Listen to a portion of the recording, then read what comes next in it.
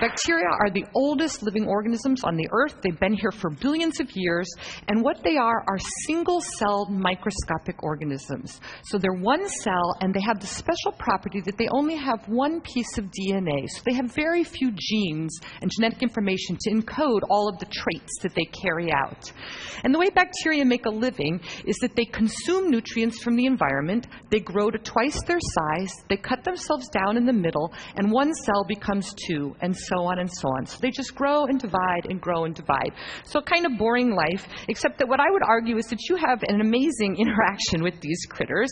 I know you guys think of yourself as humans, and this is sort of how I think of you. And so this man is supposed to represent a generic human being, and all of the circles in that man are all of the cells that make up your body. So there's about 1 trillion human cells that make each one of us who we are and able to do all the things that we do. But you have 10 trillion bacterial cells in you or on you at any moment in your life. So 10 times more bacterial cells than human cells on a human being. And so, of course, it's the DNA that counts. So here's all the A, T, G's, and C's that make up your genetic code and give you all your charming characteristics. So you have about 30,000 genes. Well, it turns out you have 100 times more bacterial genes playing a role in you or on you all of your life. And so at the best, you're 10% human. We're more likely about 1% human, depending on which of these metrics you like. So I know you think of yourself as human beings, but I think of you as 90 or 99% bacterial. And these bacteria are not passive riders. These are incredibly important. They keep us alive. They cover us in an invisible body armor that keeps environmental insults out so that we stay healthy. They digest our food. They make our vitamins. They actually educate your immune system to keep bad microbes out. So they do all these amazing things that help us and are vital for keeping us alive. And they never get any press for that. But they get a lot of press because they do a lot of terrible things as well. So there's all kinds of bacteria on the Earth that have no business being in you or on you at any time. And if they are, they make you incredibly sick. And so the question from my lab is whether you want to think about all the good things that bacteria do or all the bad things that bacteria do. The question we had is how could they do anything at all? I mean, they're incredibly small. You have to have a microscope to see one. They live this sort of boring life where they grow and divide, and they've always been considered to be these asocial reclusive organisms. And so it seemed to us that they're just too small to have an impact on the environment if they simply act as individuals. And so we wanted to think if there couldn't be a different way that bacteria live. And the clue to this came from another marine bacterium, and it's a bacterium called Vibrio fischeri. And so what you're looking at on this slide is just a person from my lab holding a flask of a liquid culture of a bacterium, a harmless, beautiful bacterium that comes from the ocean named Vibrio fischeri. And this bacterium has the special property that it makes light. So it makes bioluminescence, like fireflies make light. So we're not doing anything to the cells here. We just took the picture by turning the lights off in the room, and this is what we see. And what was actually interesting to us was not that the bacteria made light, but when the bacteria made light. What we noticed is when the bacteria were alone, so when they were in dilute suspension, they made no light. But when they grew to a certain cell number, all the bacteria turned on light simultaneously. And so the question that we had is how can bacteria, these primitive organisms, tell the difference from times when they're alone and times when they're in a community and then all do something together? And what we figured out is that the way that they do that is that they talk to each other, and they talk with a chemical language. So this is now supposed to be my bacterial cell. When it's alone, it doesn't make any light. But what it does do is to make and secrete small molecules that you can think of like hormones. And these are the red triangles. And when the bacteria is alone, the molecules just float away, and so no light. But when the bacteria grow and double, and they're all participating in making these molecules, the extracellular amount of that molecule increases in proportion to cell number. And when the molecule hits a certain amount that tells the bacteria how many neighbors they are, they recognize that molecule, and all of the bacteria turn on light in synchrony. And so that's how bioluminescence works. They're talking with these chemical words. And the reason that Vibrio fischeri is doing that comes from the biology. So again, another plug for the animals in the ocean. Vibrio fischeri lives in this squid. What you're looking at is the Hawaiian bobtail squid, and it's been turned on its back. And what I hope you can see are these two glowing lobes. And these house the Vibrio fischeri cells. They live in there at high cell number. That molecule is there, and they're making light. And the reason the squid is willing to put up with these shenanigans is because it wants that light. And so the way that this symbiosis works is that this little squid lives just off the coast of Hawaii, so just in sort of shallow, knee-deep water. And the squid is nocturnal. So during the day, it buries itself in the sand and sleeps. But then at night, it has to come out to hunt. And so on bright nights, when there's lots of starlight or moonlight, that light can penetrate the depth of the water the squid lives in, since it's just in those couple feet of water. And what the squid has developed is a shutter that can open and close over this specialized light organ housing the bacteria. And then it has detectors on its back, so it can sense how much starlight or moonlight is hitting its back, and it opens and closes the shutter, so the amount of light coming out of the bottom, which is made by the bacterium, exactly matches how much light hits the squid's back. So the squid doesn't make a shadow. So it actually uses the light from the bacteria to counter-illuminate itself in an anti-predation device. And so predators can't see its shadow, calculate its trajectory, and eat it. And so this is like the stealth bomber of the ocean. But then if you think about it, this squid has this terrible problem because it's got this dying, thick culture of bacteria, and it can't sustain that. And so what happens is every morning when the sun comes up, the squid goes back to sleep, it buries itself in the sand, and it's got a pump that's attached to its circadian rhythm. And when the sun comes up, it pumps out like 95% of the bacteria. And so now the bacteria are dilute, that little hormone molecule is gone, so they're not making light, but of course the squid doesn't care, it's asleep in the sand. And as the day goes by, the bacteria double, they release the molecule, and then light comes on at night exactly when the squid wants it. And so first we figured out how and this bacterium does this, but then we brought the tools of molecular biology to this to figure out really what's the mechanism. And what we found, so this is now supposed to be, again, my bacterial cell, is that Vibrio fischeri has a protein. That's the red box. It's an enzyme that makes that little hormone molecule, the red triangle. And then as the cells grow, they're all releasing that molecule into the environment, so there's lots of molecule there. And the bacteria also have a receptor on their cell surface that fits like a lock and key with that molecule. These are just like the receptors on the surfaces of your cells. And so when the molecule increases to a certain amount, which says something about the number of cells, it locks down into that receptor, and information comes into the cells that tells the cells to turn on this collective behavior of making light. And why this is interesting is because in the past decade, we have found that this is not just some anomaly of this ridiculous glow-in-the-dark bacterium that lives in the ocean. All bacteria have systems like this. So now what we understand is that all bacteria can talk to each other. They make chemical words, they recognize those words, and they turn on group behaviors that are only successful when all of the cells participate in unison. And so now we have a fancy name for this. We call it quorum sensing. They vote with these chemical votes, the vote gets counted, and then everybody responds to the vote. And what's important for today's talk is that we know that there are hundreds of behaviors that bacteria carry out in these collective fashions. But the one that's probably the most important to you is virulence. So it's not like a couple bacteria get in you and then they start secreting some toxins. You're enormous. That would have no effect on you. You're huge. But what they do, we now understand, is they get in you, they wait, they start growing, they count themselves with these little molecules, and they recognize when they have the right cell number that if all of the bacteria launch their virulence attack together, they're going to be successful at overcoming an enormous host. So bacteria always control pathogenicity with quorum sensing. And so that's how it works. We also then went to look at what are these molecules. So these were the red triangles on my slides before. And so this is the Vibrio fischeri molecule. This is the word that it talks with. And then we started to look at other bacteria, and these are just a smattering of the molecules that we've discovered. And what I hope you can see is that the molecules are related. So the left-hand part of the molecule is identical in every single species of bacteria. But the right-hand part of the molecule is a little bit different in every single species. And what that that does is to confer exquisite species specificities to these languages. So each molecule fits into its partner receptor and no other. So these are private, secret conversations. These conversations are for intra-species communication. Each bacteria uses a particular molecule, that's its language, that allows it to count its own siblings.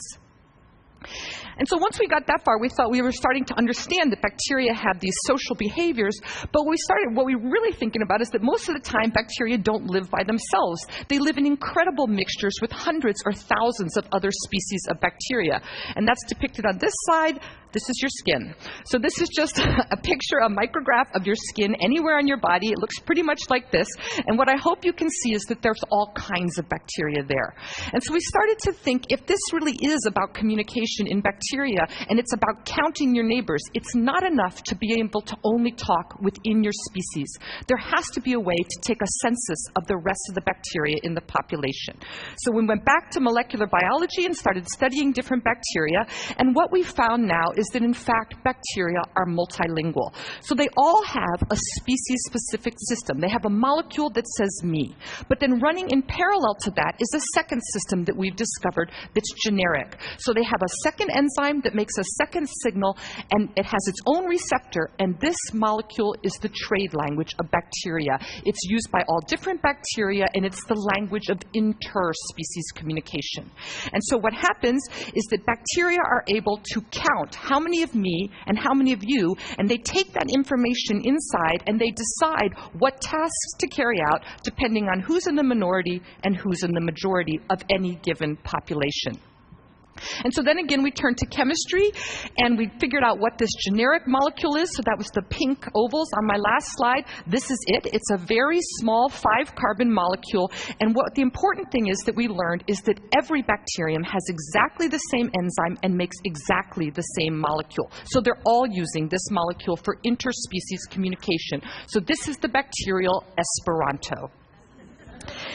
And so once we got that far, we've started to learn that bacteria can talk to each other with this chemical language. But what we started to think is that maybe there's something practical that we can do here as well. So I've told you that bacteria do have all these social behaviors, that they communicate with these molecules. And of course, I've also told you that one of the important things they do is to initiate pathogenicity using quorum sensing. So we thought, what if we made these bacteria so they can't talk or they can't hear? Couldn't these be new kinds of antibiotics? And of course, you've just heard and you already know that we're running out of antibiotics. Bacteria are incredibly multi-drug resistant right now, and that's because all of the antibiotics that we use kill bacteria. So they either pop the bacterial membrane, they make the bacterium so it can't replicate its DNA. We kill bacteria with traditional antibiotics, and that selects for resistant mutants. And so now, of course, we have this global problem in infectious diseases. So we thought, well, what if we could sort of do behavior modifications? Just make these bacteria so they can't talk, they can't count, and they don't know to launch virulence. And so that's exactly what we've done, and we've sort of taken two strategies. The first one is we've targeted the intra-species communication system. So we've made molecules that look kind of like the real molecules, which you saw, but they're a little bit different. And so they lock into those receptors and they jam recognition of the real thing. And so by targeting the red system, what we are able to do is to make species-specific or disease-specific anti-quorum sensing molecules. We've also done the same thing with the pink system. We've taken that universal molecule and turned it around a little bit so that we've made antagonists of the interspecies communication system. And these, the hope is that these will be used as broad-spectrum antibiotics that work against all bacteria. And so to finish, I'll just show you the strategy. And this one, I'm just using the interspecies molecule, but the logic is exactly the same. So what you know is that when that bacterium gets into the animal, in this case a mouse, it doesn't initiate virulence right away. It gets in, it starts growing, it starts secreting its quorum sensing molecules. It recognizes when it has enough bacteria that now they're going to launch their attack and the animal dies. And so what we've been able to do is to give these virulent infections, but we give them in conjunction with our anti-quorum sensing molecules. So these are molecules that look kind of like the real thing, but they're a little bit different, which I've depicted on this slide. And what we now know is that if we treat the animal with a pathogenic bacterium, a multi-drug resistant pathogenic bacterium, at the same time we give our anti-quorum sensing molecule, in fact, the animal lives. And so we think that this is the next generation of antibiotics, and it's going to get us around, at least initially, this big problem of resistance. So what I hope you think is that bacteria can talk to each other. They use chemicals as their words. They have an incredibly complicated chemical lexicon that we're just now starting to learn about. And of course, what that allows bacteria to do is to be multicellular, right? And so in the spirit of TED, they are doing things together because it makes a difference, right? So what happens is that bacteria have these collective behaviors, and they can carry out tasks that they could never accomplish if they simply acted as individuals. And what I would hope that I could further argue to you is that this is the invention of multicellularity. Bacteria have been on the earth for billions of years. Humans, a couple 100,000. So we think bacteria made the rules for how multicellular organization works, and we think by studying bacteria, we're going to be able to have insight about multicellularity in the human body. So we know that the principles and the rules, if we can figure them out in these sort of primitive organisms, the hope is that they will be applied to other human diseases and human behaviors as well. I hope that what you've learned is that bacteria can distinguish self from other. So by using these two molecules, they can say me and they can say you. And again, of course, that's what we do both as in a molecular way and then also in an outward way. But I think about the molecular stuff. This is exactly what happens in your body. It's not like your heart cells and your kidney cells get all mixed up every day. And that's because there's all of this chemistry going on, these molecules that say who each of these groups of cells is and what their tasks should be. And so again, we think that bacteria invented that, and then you've just evolved a few more bells and whistles, but all of the ideas are in these simple systems that we can study. And then the final thing is, again, just to reiterate that there's this practical part, and so we've made these anti-quorum sensing molecules that are being developed as new kinds of therapeutics, but then to finish with a plug for all the good and miraculous bacteria that live on the earth, we've also made pro-quorum sensing molecules. So we've targeted those systems to make the molecules work better. And so remember, you have these 10 times or more bacterial cells in you or on you, keeping you healthy. What we're also trying to do is to beef up the conversation of the bacteria that live as mutualists with you in the hopes of making you more healthy, making those conversations better so bacteria can do things that we want them to do better than they would be on their own. And then finally, I wanted to show you, this is my gang at Princeton, New Jersey. Everything I told you about was discovered by someone in that picture. And I hope when you learn things like about how the natural world works, I just want to say that whenever you read something in the newspaper, you get to hear some talk about something ridiculous in the natural world, it was done by a child. So science is done by that demographic. All of those people are between 20 and 30 years old, and they are the engine that drives scientific discovery in this country. And it's a really lucky demographic to work with. I keep getting older and older, and they're always the same age, and it's just a crazy, delightful job. And I want to thank you for inviting me here. It's a big treat for me to get to come to this conference.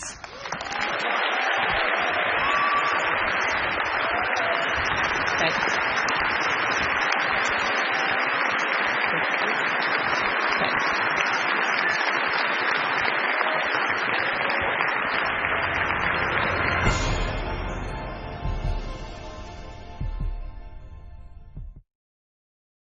They have names like Idle Time Books and Panther Coffee, with free enterprise puns like Hue and Cry and Smash Records. And one Saturday a year, small businesses remind a nation of the benefits of shopping small, like the way David Kaplan at Shell Lumber shows you how to use a chop saw, then invites you back when the warehouse becomes the community theater, or the way Camille Russler of Ever After travels the journey from despair to bliss with every bride-to-be. Absolutely stunning. On just one day, 100 million of us joined a movement, and Main Street found its might again, and Main Street found its fight again, and we, the locals, found delight again. That's the power of all of us. That's the power of all of us. That's the power of all of us.